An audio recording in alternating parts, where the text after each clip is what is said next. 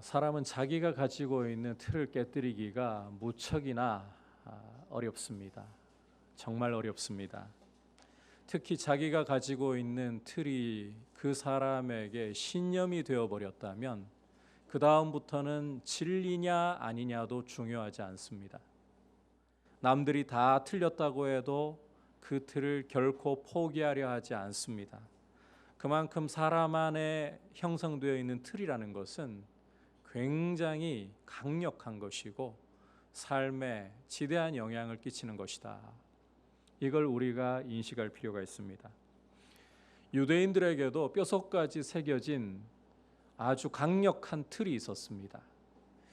제가 말씀을 전하면서 종종 설명드렸던 것처럼 우리 유대인들은 하나님의 은총을 받은 자녀들이고 너희 이방인들은 은총에서 멀리 떠나 있는 개와 돼지들이다. 이걸 다른 말로 선민주의 혹은 선민사상이라고 부릅니다. 이 강력한 틀이 유대인들 속에 뼛속까지 새겨져 있었던 겁니다. 그런데 이 틀은 예수님을 믿고 난 후에도 좀처럼 깨뜨려지지를 않았습니다. 그 대표적인 예가 베드로라고 할 수 있습니다.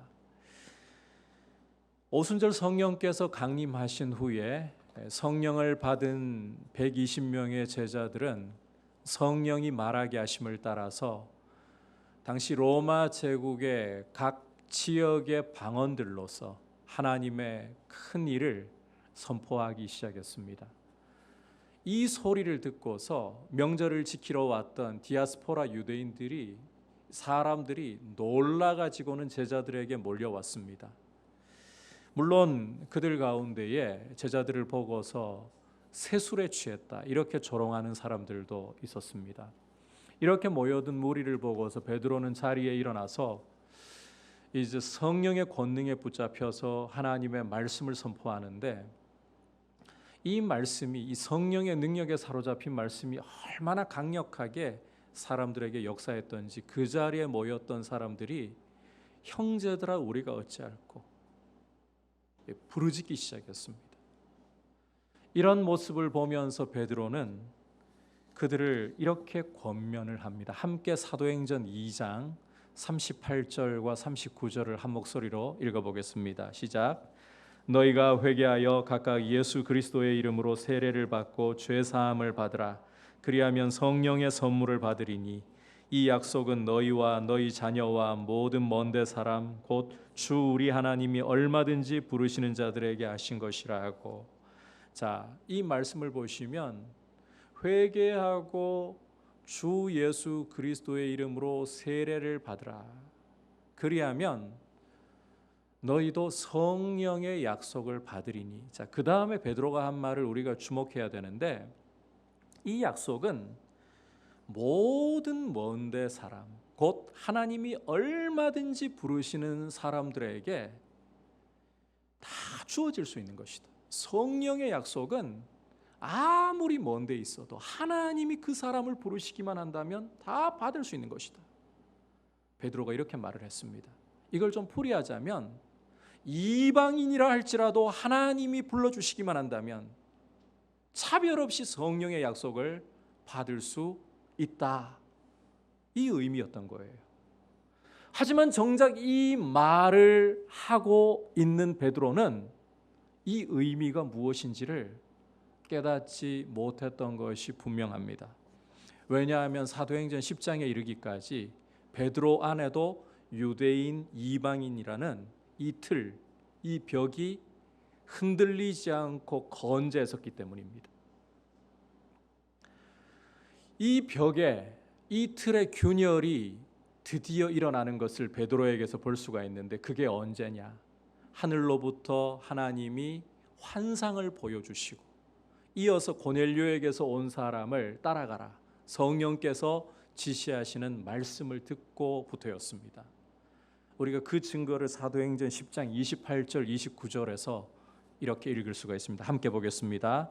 이르되 유대인으로서 이방인과 교제하며 가까이 하는 것이 위법인 줄은 너희도 알거니와 하나님께서 내게 지시하사 아무도 속되다 하거나 깨끗하지 않다 하지 말라 하시기로 부름을 사양하지 아니하고 왔노라. 이 말을 들어보면 그 전에는 베드로가 이방인과 유대인이 교제하는 것이 무엇으로 인식이 되었다는 거예요? 위법으로, 율법에 어긋나는 걸로. 그러나 하나님이 환상을 보여주시고 고넬료에게서 온 사람을 성령께서 따라가라, 이 음성을 듣고부터는 자신이 가지고 있던 틀에 균열이 온다는 거예요. 그리고 이 균열을 넘어서서 이제는 틀이 완전히 허물어지는 사건이 발생하는데, 고넬료의 집에서 베드로가 하나님의 말씀을 선포하는 가운데 거기 모여있던 이방인들에게 성령이 내리시는 것을 보면서입니다. 이방인들도 방언을 하면서 하나님을, 주 예수 그리스도를 높이는 이 모습을 보면서 베드로도 인정하지 않을 수가 없었다는 거예요. 하나님은 유대인이나 이방인이나 차별하지 않으시는구나. 여러분, 누구보다도 예수님 가까이 섬겼고 사도들 중에서도 으뜸이라고 여겨졌던 이 베드로가 자신의 틀을 깨뜨리기까지 얼마나 이렇게 만만치 않은 과정을 겪어야 했던가, 이걸 주목해 볼 필요가 있습니다.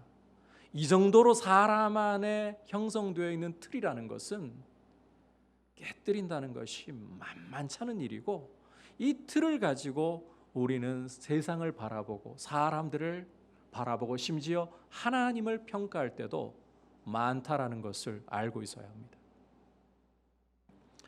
앞서 사도 바울은 사람이 의롭다 하심을 얻는 것은 오직 믿음으로 이루어진다라는 사실을 확증하려고 했습니다. 육신으로 유대인의 조상된 아브라함의 예를 통해서 이 사실을 증명을 하려고 했었죠. 유대인들이 그들의 조상이라고 자부하는 아브라함이 어떻게 의롭다 하심을 얻었느냐? 다른 것이 아니라, 율법의 행위가 아니라 오직 믿음을 통해서 의롭다 하심을 얻었다.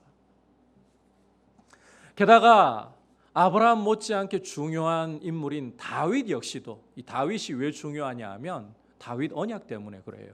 메시아에 대한 언약 때문에.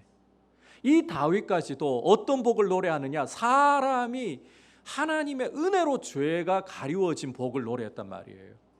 이렇게 유대인의 시조라고 하는 아브라함이 메시아의 약속을 전달하는 통로가 되었던 중요한 인물인 다윗이 믿음으로 의롭다 하심을 얻고, 사람이 의롭게 되는 것은 하나님이 죄를 가려주시는 은혜 때문이다, 이걸 선언하고 있으니까, 구약 성경이 이렇게 증명을 하고 있으니까, 자, 의롭다 하심을 얻는 부분에 더 이상 무슨 할 말이 있겠냐는 거죠. 율법의 행위가 아니라 사람은 오직 믿음으로서만 의롭게 된다. 은혜로서만 의롭다 하심을 얻을 수가 있다. 자, 이 정도 오면 교회 안에 있는 유대인들이라도 사람이 의롭다 하심을 얻는 것은 믿음으로 여기에 동의하지 않을 수가 없습니다. 그런데 여러분, 사람의 틀이라는 것은 좀처럼 깨어지지 않아요. 예수를 믿고서도 이거 잘 안 깨어져요. 그러니까 교회 안에 있어도 유대인들은 선민주의라는 이 틀을 깨뜨리려고 하지 않는다는 거예요. 그래, 사람이 의롭다 하심을 얻는 것은 믿음으로 된다는 것은 구약 성경이 증언하고 있으니까 우리도 동의할게. 하지만 그것은 어디까지나 유대인에게 해당하는 것이지. 이런 식으로 교회 안에 있는 유대인들이 선민주의 사상을 드러내려고 한다는 것입니다. 따라서 사도 바울은 오늘 이 로마서 4장의 말씀을 통해서 이 선민주의 사상이 유대인과 이방인을 차별하지 못하도록 이 틀을 깨뜨려 버리려고 하는 거예요. 그게 오늘 말씀의 내용이라는 거예요. 이것은 사실상 3장에서도 이미 간략하게 다루었던 내용이기도 합니다. 우리 함께 로마서 3장 28절 29절 읽어보겠습니다. 시작. 하나님은 다만 유대인의 하나님이시냐? 또한 이방인의 하나님은 아니시냐? 진실로 이방인의 하나님도 되시느니라. 할례자도 믿음으로 말미암아 무할례자도 믿음으로 말미암아 의롭다 하실 하나님은 한 분이시니라. 사람이 믿음으로만 의롭게 되고, 이것은 할례자나 무할례자에게 동일하게 적용된다. 한 분 하나님이 할례자나 무할례자나 동일하게 믿음으로 사람을 의롭게 여기신다. 더 할 말 없다. 이 내용을 4장에 와서 다시 한번 심도 있게 구약의 증거를 통해 펼쳐내는 것이 오늘 말씀이라는 거예요. 그만큼 이 유대인 안에 새겨져 있는 이 틀이 안 깨어지기 때문에 또 이런 작업을 한다는 거예요. 이게 로마 교회가 처해 있는 상황이었습니다. 우리가 이 로마 교회 상황을 조금 살펴보고 가는 것이 오늘 말씀을 이해하는 데 도움이 되기 때문에 조금만 설명을 드리려고 합니다. 로마서를 시작하면서 배경 설명을 제가 여러분께 드렸었는데, 이 로마 교회는 앞서 여러분에게 말씀드렸던 오순절 성령 강림 후에 베드로의 설교를 듣고 회심한 디아스포라 유대인들이 로마로 돌아가서 세운 교회였습니다. 학자들이 그렇게 다들 추정을 하고 있습니다. 이렇게 디아스포라 유대인들이 세운 교회이다 보니까 로마 교회의 초기 멤버들은 유대인들이에요. 이방인들이 들어와도 주축을 이루고 있고 대다수를 형성하고 있는 것은 유대인들이었습니다. 그러니까 유대인들끼리 율법 문제 가지고 갈등 일어날 일 전혀 없습니다. 하지만 여러분께서 사도행전 18장을 보시면 갑자기 황제 이름이 생각이 안 나네요. 글라우디오 황제가 로마에 있는 유대인들을 다 추방시키는 칙령을 선포를 하게 됩니다. 이 일로 이 로마에 있던 유대인들이 쫓겨나가니까 로마 교회 역시 유대인들이 다 떠나게 되고 거기에는 이방인들만 남게 되는 거예요. 축이 바뀌는 거예요. 유대인 중심이었던 교회가 이방인 중심으로.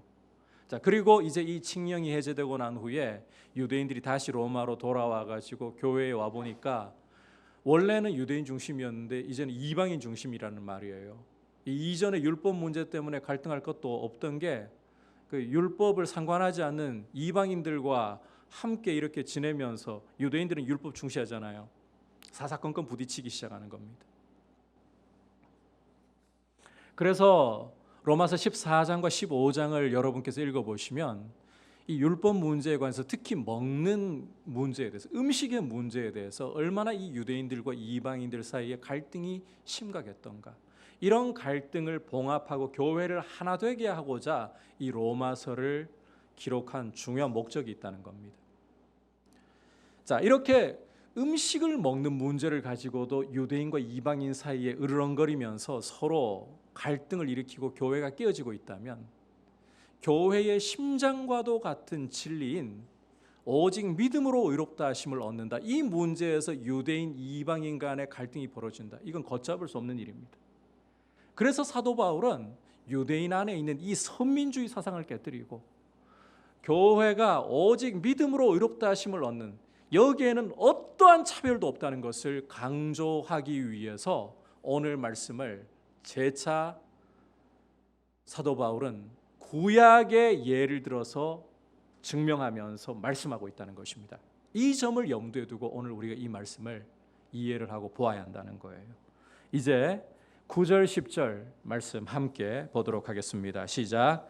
그런즉 이 복이 할례자에게냐 혹은 무할례자에게도냐, 무릇 우리가 말하기를 아브라함에게는 그 믿음이 의로 여겨졌다 하노라. 그런즉 그것이 어떻게 여겨졌느냐, 할례시냐 무할례시냐, 할례시가 아니라 무할례시니라. 자, 9절에서 말씀하고 있는 이 복이라는 것은 율법의 행위가 아니라 오직 믿음으로 의롭다 하심을 얻는 복을 가리키는 거예요.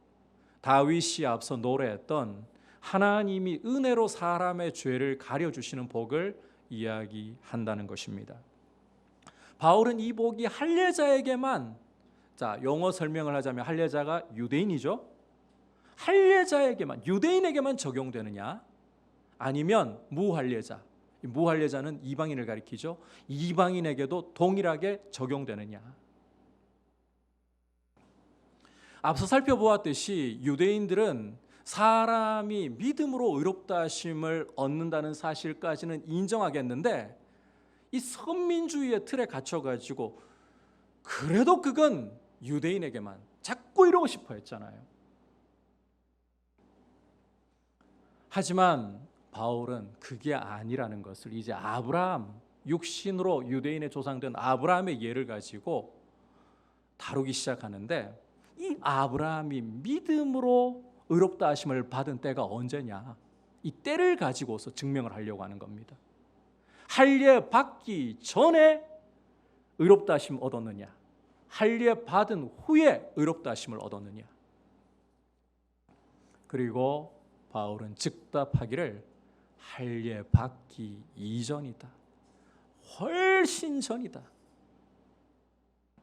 할례를 받지 않고서도 아브라함은 믿음으로서 의롭다 하심을 하나님께 얻었다, 이렇게 선언을 하고 있습니다.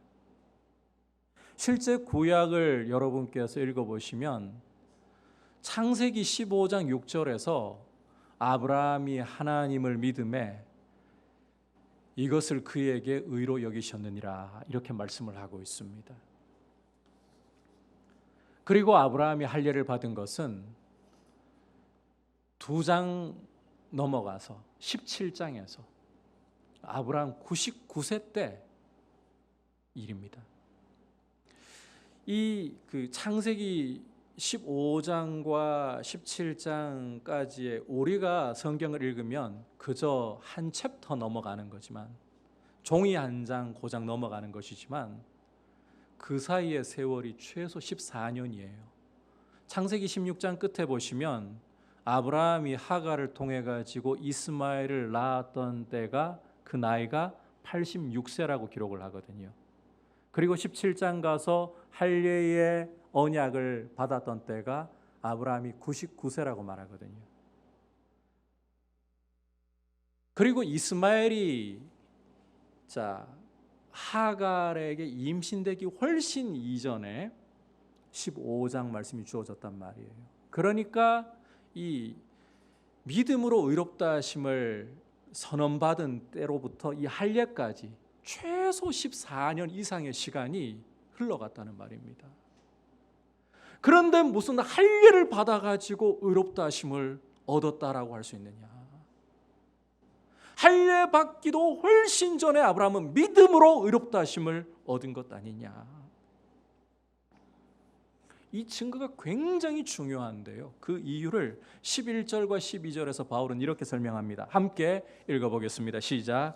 그가 할례의 표를 받은 것은 무할례 시에 믿음으로 된 의를 인친 것이니, 이는 무할례자로서 믿는 모든 자의 조상이 되어 그들도 의로 여기심을 얻게 하려 하심이라. 또한 할례자의 조상이 되었으니 곧 할례 받을 자에게뿐 아니라 우리 조상 아브라함이 무할례 시에 가졌던 믿음의 자취를 따르는 자들에게도 그러하니라. 자, 함께 읽은 말씀에서 바울은 유대인들이 율법과 더불어 자랑하고 있는 할례의 실체부터 밝혀내고 있습니다. 유대인들이 이 할례를 생각할 때에는 율법과 이게 한 쌍으로 생각을 해요. 거의 한 몸처럼 여겨요. 그래서 율법을 지키고 할례를 받아야 의롭게 된다, 이 생각이 유대인들에게 자주 자리를 잡곤 했습니다. 그런데 유대인들이 율법과 더불어 자랑하는 이 할례의 실체라는 것은 아브라함을 통해 보듯이 믿음으로 의롭다 하심을 얻은 것을 도장 찍어주는 역할을 하는 것이다. 할례를 받아서 사람이 의롭게 되는 것이 아니라, 바꿔 말하면 율법을 지켜서 의롭게 되는 게 아니라, 오히려 믿음으로 얻은 의를 보증하고 이 믿음으로 얻은 의가 확실한 것이다, 도장을 찍어주는 역할을 하는 게 할례라는 거예요. 유대인들에게는 정말 청천벽력 같은 선언인 거죠. 그래도 율법을 지켜서 의롭다 하심을 얻지 못한다, 믿음으로 의롭다 하심을 얻는다, 여기까지 동의했는데 할례만큼은 그래도 하나님 백성의 표식으로 끝까지 자존심 지키려고 했는데, 할례라는 게 너희가 생각하는 것처럼 의를 주는 게 아니라 오히려 믿음으로 받은 의에 대해서 도장 찍는 것에 불과하다. 할례로 의롭다 하심을 얻을 수 있다라는 생각 자체를 버리라는 거예요. 그리고 하나님께서 자, 11절 12절 설명이 이런 겁니다. 하나님께서 아브라함을 통해서 의도하신 것은 유대인, 이방인 이 차별 두려고 할례를 주신 게 아니라 오히려 아브라함이 할례 받기 훨씬 이전에 의롭다 하심을 믿음으로 얻었잖아요. 이걸 통해 하나님이 의도하신 것은 무할례자라도 이방인이라도 믿기만 하면 아브라함의 자손이 된다. 아브라함이 걸어갔던 것처럼 믿음의 발자취를 따라가는 사람이라면 누구라 할지라도 그 사람 몸에 할례의 흔적이 없을지라도 아브라함의 자손이 되고 하나님의 자녀가 된다. 이게 하나님 의도라는 것입니다. 아브라함은 할례자뿐만 아니라 무할례자에게도 조상이 된다. 중요한 것은 할례 무할례의 여부가 아니라 믿음이 있느냐 없느냐. 믿음이 있다면 할례 무할례 아무것도 아니다. 동일하게 아브라함의 자손이다. 하나님의 자녀다. 이걸 선언하시기 위해서.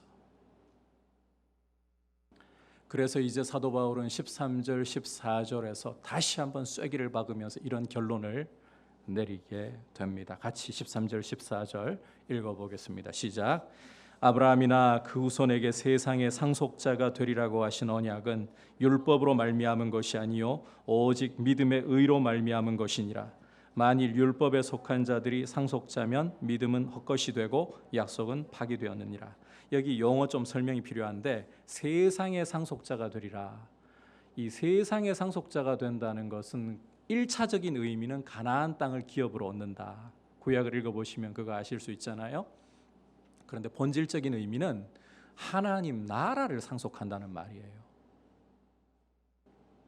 하나님 자녀니까 하나님 나라를 상속하겠죠. 그 의미라는 거예요. 이렇게 하나님 나라를 상속하는 것은, 이 축복을 누리는 것은 율법이 아니라 믿음으로 되는 것이다.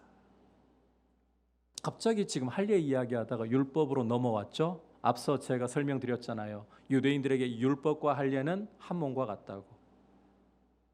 그래서 할례 받지 않아도, 율법 지키지 않아도 믿음으로 의롭다 하심을 얻으면 하나님 나라를 기업으로 상속한다. 세상의 상속자가 되는 것이다. 이걸 율법을 지켜서 얻는다고? 절대 그렇지 않다는 거예요. 만약 율법을 지켜서 하나님 나라를 상속하고 하나님 자녀가 된다, 할례를 받아서 하나님 나라를 상속하고 하나님 자녀가 된다, 그러면 하나님의 약속은 다 파기되어 버리는 것이고 믿음은 아무 소용이 없는 것이 되어버리는 것이다. 바울은 이렇게 선언을 하는 거예요. 이 부분에 대해서는 갈라디아서 3장 17절과 18절을 읽어보면 우리가 좀 더 정확한 이해를 얻을 수가 있습니다. 함께 읽어보겠습니다. 시작. 내가 이것을 말하노니 하나님께서 미리 정하신 언약을 430년 후에 생긴 율법이 폐기하지 못하고 그 약속을 헛되게 하지 못하리라. 만일 그 유업이 율법에서 난 것이면 약속에서 난 것이 아니니라. 그러나 하나님이 약속으로 말미암아 아브라함에게 주신 것이라. 여기 아브라함에게 하나님이 주셨던 언약이라는 게 하나님 자녀가 되고 하나님 나라를 기업으로 얻는 이 약속을 말하는 겁니다. 자, 이 약속이 언제 주어졌다는 거예요? 율법이 있기 전입니까? 후입니까? 두말할 것 없이 전이죠.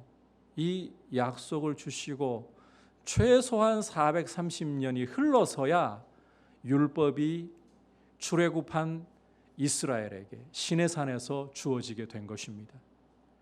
그러니까 자 보세요. 먼저 아브라함에게 주어졌던 이 하나님의 약속, 이 약속을 뒤늦게 430년은 더 지나서 나타난 율법이 폐기할 수 있느냐는 거예요. 절대로 없다는 겁니다. 여러분, 이걸 어디에서 보증할 수 있느냐? 하나님 성품에서 보증할 수가 있어요. 하나님은 돌아서는 그림자도 없는 분이에요. 약속하시면 반드시 지키시는 분이에요. 이러한 분이 아브라함에게 세상을 기업으로 주신다. 하나님 나라를 기업으로 주신다. 하나님 자녀가 되게 하셨다. 이걸 율법보다 훨씬 전에 약속하셨는데, 그리고 변치 않으시는데 율법이 뒤늦게 나타나서 이 약속을 허물 수 있는 절대 없다는 거죠. 그래서 하나님의 약속은 믿음으로 누리는 것이고, 율법은 이것을 결코 어찌할 수가 없는 거예요. 오히려 이 율법이 하는 역할은 15절, 오늘 말씀 15절 우리 같이 다시 읽어볼까요? 시작. 율법은 진노를 이루게 하나니 율법이 없는 곳에는 범법도 없느니라. 여러분, 이 말을 좀 쉽게 이야기하자면 율법은 죄를 깨닫게 하고 사람으로 하여금 하나님의 진노 아래 가두는 역할, 심판 아래 가두는 역할을 하는 게 1차적인 목적이라는 겁니다. 지켜서 의를 얻고 하나님 자녀 되고 하나님 나라를 기업으로 얻게 하는 통로가 절대 아니라는 거예요. 할례가 그 통로가 아니라는 거예요. 오히려 율법을 만나게 되면 우리 인생은 죄를 깨닫게 하는 것이 율법의 목적이기 때문에 자기 죄가 드러나서 하나님의 진노 아래 갇힐 뿐이고, 그래서 율법이 없다 하면 범법도 없다. 왜? 죄를 깨닫게 하는 빛이 없으니까 죄를 지은 것인지 아닌지 그것도 모르는 상태인 거죠. 율법의 역할은 그러한 거라는 거예요. 사람이 의롭게 되는 것은 오직 믿음, 그리고 이 믿음으로 의롭게 하시는 이 은혜에 대해서는 차별이 존재할 수 없다. 유대인들이 가지고 있는 이 선민주의로서 감히 이방인들을, 교회 안에 있는 이방인들을 갈라내고 유대인들의 자긍심을 높일 수 없다라는 것입니다. 이게 오늘 말씀에서 보여주고 있는 메시지의 핵심이라는 거예요. 여러분, 믿음은 사람을 차별하지 않고 동일한 선상에 서게 만듭니다. 누구도 하나님 은혜 없으면 설 수 없는 죄인이라는 동일 선상에 서게 만듭니다.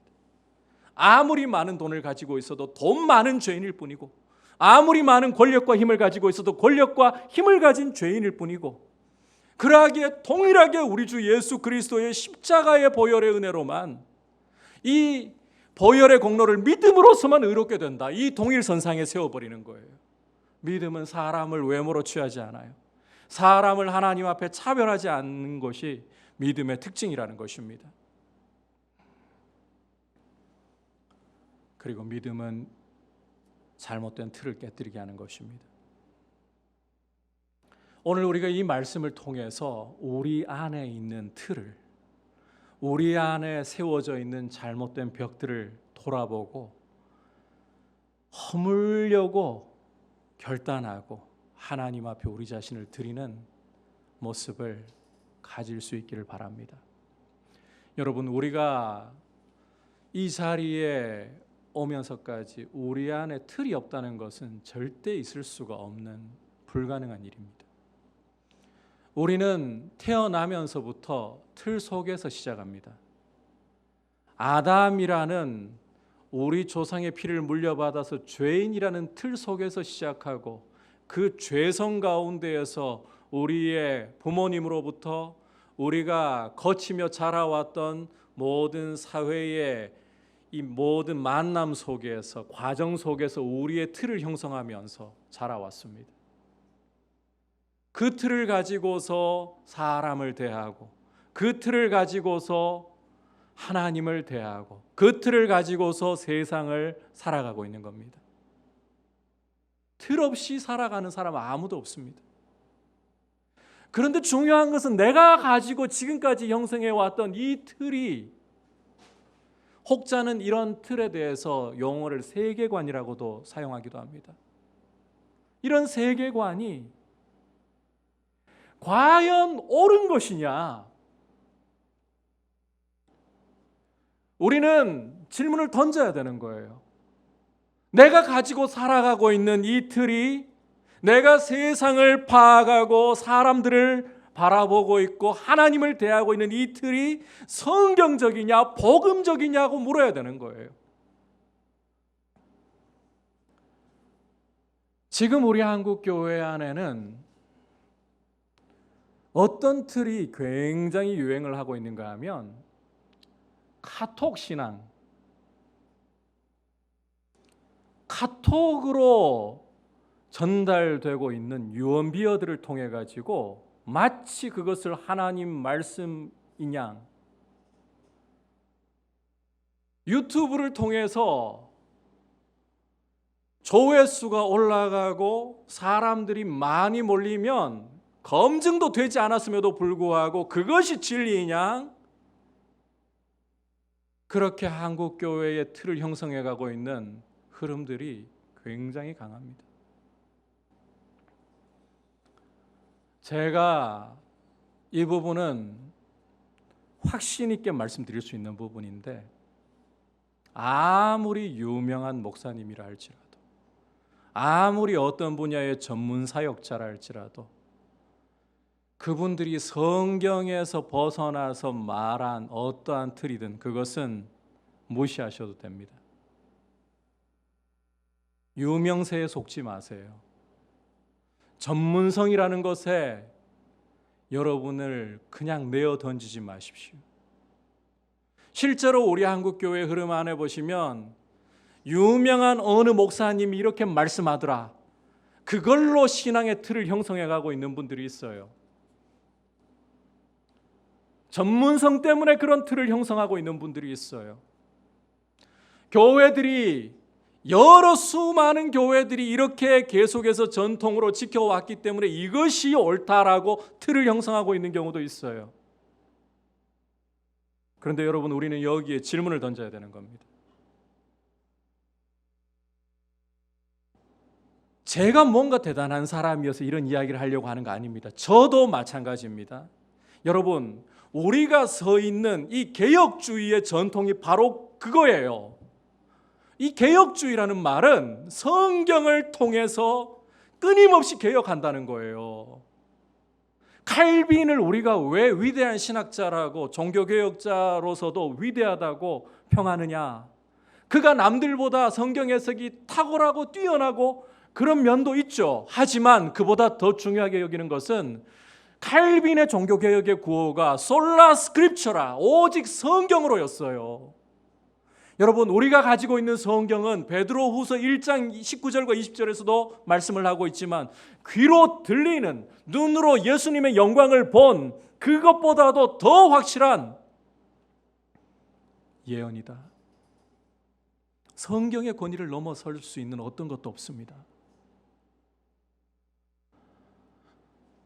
제가 이런 말씀을 드릴 수밖에 없는 것은 저도 대학부 시절에 그 리더 모임을 하면서요, 제가 자라난 대학부는 그 당시 제자 훈련이 이제 한국 교회 안에 유행할 때이긴 했지만 그런 제자 훈련이라는 것도 모른 채로 평신도 훈련이 일어났던 분위기가 있었어요. 금요일마다 그 성경 공부 리더 모임을 하는데 리더들이 어떤 노력까지 하는가 하면 우리 선배들 중에는요, 도서관에서 주석을 찾아가면서까지 성경 공부 교재를 공부해 와가지고 같이 이렇게 열띤, 그야말로 스파크가 튄다 할 정도로 열띤 토론을 벌였어요. 불꽃이 튀어요. 막 얼굴이 상기되면서까지. 저러다가 옆에서 후배들은 긴장해요. 싸움 나는 거 아니야? 막 이 정도로까지 열띠게 성경을 토론했었어요. 그런데 목사님이 안 계시고 청년들끼리 이렇게 막 하니까 이게 논쟁이 끝이 날 기미가 보이지 않잖아요. 이거 증거 제시하고 저거 증거 제시하고 막 이러면서 서로 나중에 사실은 알고 보면 그 성경적인 지식이 부족했던 것도 많은데, 근데 이게 안 끝나니까 어떻게 이 논란의 종결을 지우는가 하면 로이드 존스 목사님 책에 보면 이런 식으로 종결을 짓는 거예요. 여러분, 제가 이 이야기를 하는 게 뭔가 하면 로이드 존스 목사님의 책에 보면 이게 논란의 끝이라 했죠. 이게 틀이 되어버리는 거예요. 로이드 존스가 중요한 게 아니에요. 위대한 설교자였던 로이드 존스가 무엇을 따라가려고 했는가? 성경을 따라가려고 했다. 이게 중요한 거예요, 오히려. 여러분, 우리 한국교회가 지금 무엇을 따라서 틀을 세우고 있고 신앙생활을 하고 있는가? 우리는 고민해야 됩니다. 돈을 따라서, 힘을 따라서 우리 한국교회는 지금 우리의 틀을 만들어가고 있고 참 이런 모습들이 우리 목회자들에게서부터 너무 만연하게 나타나고 있습니다. 자정작용을 못한다라는 것은 이미 여러분들께서 뉴스를 통해서도, 이건 교회 안에서의 자성이 아니라 세상을 통해서도 우리가 듣고 있는 이야기입니다. 그만큼 우리는 잘못된 틀 속에서, 성경적이지 않은 틀 속에서 사상과 이념이 우리 한국 교회의 우상이 되어서 강단에서는 복음을 외치지 않고, 제가 한 번씩 그런 이야기 하잖아요. 왜 교회가 공산주의를 무서워하냐고. 공산주의가 오히려 복음을 무서워하지. 복음은 어디론가 사라져버리고 복음이 자리를 잃어가고 성경이라는 것이 교회의 틀을 형성하지 않으니까 오히려 사상 앞에서 벌벌 떨고 있어요. 교회가 갖춰야 할 모습이 아닌 겁니다. 우리는 오늘 이 말씀을 통해서 우리의 틀을 돌아봐야 됩니다. 내가 형성하고 있는 틀 그러니까 여러분 너무 크게 생각하기보다 내가 남편을 바라보고 아내를 바라보고 내 자녀를 바라볼 때 어떤 틀로 보고 있는가. 하나님을 대할 때도 그래요. 어떤 분들은 하나님 대할 때 굉장히 무서운 아버지로, 그래서 하나님께는 감히 함부로 나아갈 수 없는 두려운 분으로, 내가 무언가 하나만 잘못해도 엄한 눈을 가지고서 나를 노려보시면서 너 왜 그랬니? 지적질하고 책망하는 분처럼 그렇게 느끼면서 하나님 앞에 죄를 지었을 때 나가지도 못하고 주저하고 망설이는 경우들이 있습니다. 이것도 틀이 있기 때문에 그런 거예요. 어떤 분들은 또 그래요. 하나님을 그냥 자상하기만 한 아버지, 거룩함에 대해서는 생각하지 않고 그냥 내가 마음대로 해도 되는 그런, 특히 이제 아버지로부터 그 어릴 적에 보면 어떤 제재라든지 어떤 엄한 교육 한번 받지 않고 자라날 경우에는 특히 하나님에 대해서 그런 이미지를 가지게 되는 경우가 종종 있곤 하는데, 그런 모습으로 또 하나님을 생각한 나머지 거룩함에 대해서 생각하지 않을 때도 있습니다.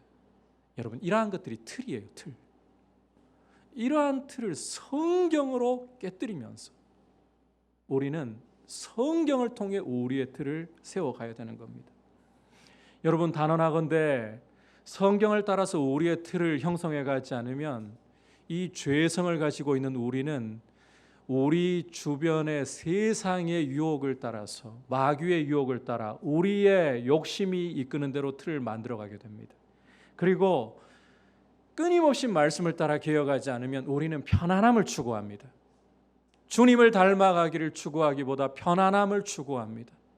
신앙생활을 하는 목적도 행복으로 흘러가 버리게 됩니다. 여러분, 하나님은 우리를 행복하게 해주시기를 원하시고 기뻐하시고 우리에게 평안 주시기를 기뻐하시는 우리의 자비하신 아버지십니다. 그러나 이보다 더 중요한 아버지의 목적은 거룩한 강자입니다. 이 세상의 거센 죄악의 물결 속에서도 연어가 그 물결을 치고 올라가서 산란하기까지 멈추지 않는 것처럼 이 죄악의 세파 가운데에서도 거룩한 교회가 되고 주님을 닮아가는 교회가 되어서 이 세상 가운데 주님의 빛을 드러내는 거룩한 강자. 여러분, 교회에 와서 믿음이 여러분을 편하게 해주고 여러분들을 행복하게 해주는 것에 목적이 있다고 생각하지 마십시오. 그것은 오히려 보수적입니다. 거룩한 강자가 되는 것이 믿음의 목적입니다. 행복보다도, 편안함보다도 주님을 닮아가는 것이 믿음의 목적입니다. 이러한 모습으로 우리 자신을 드릴 수 있도록 우리가 어떠한 사람인가를 생각하면서 죄성을 갖고 있는 사람들입니다. 그래서 말씀의 틀을 통해서 끊임없이 우리의 틀을 깨뜨리면서 우리 안에 형성되려는 잘못된 틀을 깨뜨리면서 주님 닮아가기를 힘쓰는 귀한 모습 될 수 있기를 축복합니다. 여러분, 믿음으로 의롭다 하심을 얻는 것은 절대 사람 차별하지 않습니다. 믿음은 오히려 차별이라는 이 틀을 깨뜨리고 비성경적이고 비복음적인 틀을 깨뜨리고 그리스도를 닮아가게 거룩한 강자가 되게 하는데 목적을 두고 우리를 이끌어갑니다. 우리가 이 점을 염두에 두고서 다시 한번 일어나 말씀으로 우리의 틀을 깨뜨리도록 성령께서 말씀을 깨닫게 하시고 조명하시고 말씀을 따라 우리의 틀이 새롭게 세워져서 예수님 닮아가는 인품이 될 수 있기를 축복합니다. 이제 말씀을 생각하면서 함께 찬송가 425장 고백드리겠습니다.